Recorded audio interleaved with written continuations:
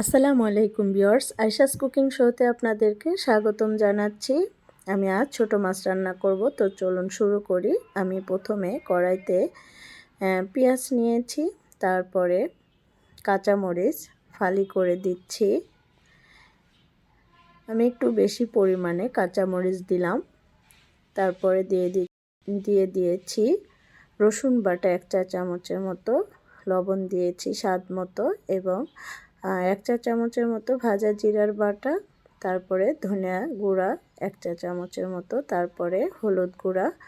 এবার আমি এই সব মশলা, পেঁয়াজ, কাঁচামরিচ ভালো করে ডলে নিব।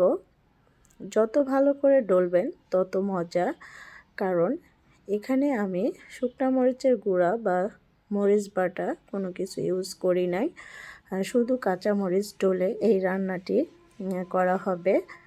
তো যত ভালো করে ডলবেন তত আপনার এই ছোট মাছের তরকারি মজা লাগবে। তো আমি সব কিছু ডলে নিয়েছি, এবার তেল দিয়ে দিচ্ছি। এখানে আমি সরিষার তেল দিলাম, আপনারা চাইলে সয়াবিন তেল দিতে পারেন। সরিষার তেল দিয়ে এই রান্নাটি করলে বেশি মজা লাগে তরকারি। তো আমি ভালো করে ডলে নিলাম। ডলে নেওয়ার পরে দিয়ে দিচ্ছি টমেটো স্লাইস। এখানে 3টা টমেটো নিয়েছি, টমেটো স্লাইস দিয়ে দিলাম। আপনারা চাইলে স্কিপ করতে পারেন, যারা টমেটো খেতে চান না তারা দিবেন না। তো আমি আবারও ভালো করে মেখে নিচ্ছি। তো মেখে নেওয়া হয়ে গেছে, এরপর দিয়ে দিব, এখানে আমি ছোট মাছ নিয়েছি, ছোট মাছ দিয়ে দিচ্ছি। এটা বাটা মাছের পোনা বলতে পারেন।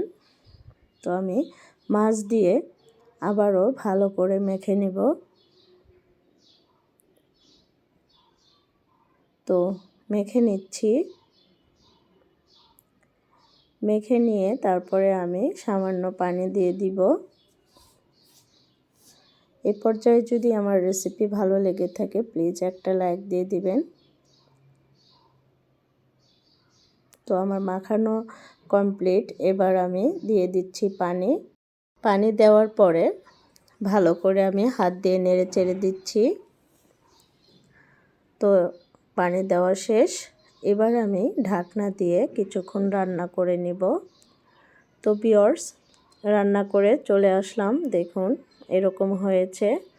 একদম ঝোল শুকিয়ে ফেলেছি, ঝোল রাখলে খেতে ভালো লাগবে না। তো ছোট মাছের চচ্চড়ি কেমন হয়েছে আপনারা কমেন্টে জানাবেন। দেখুন এই চচ্চড়ি গরম ভাতের সাথে অনেক মজা, আপনারা বাসায় ট্রাই করে দেখবেন। আজকের মতো এখানেই বিদায় নিচ্ছি। আসসালামু আলাইকুম, আল্লাহ হাফেজ।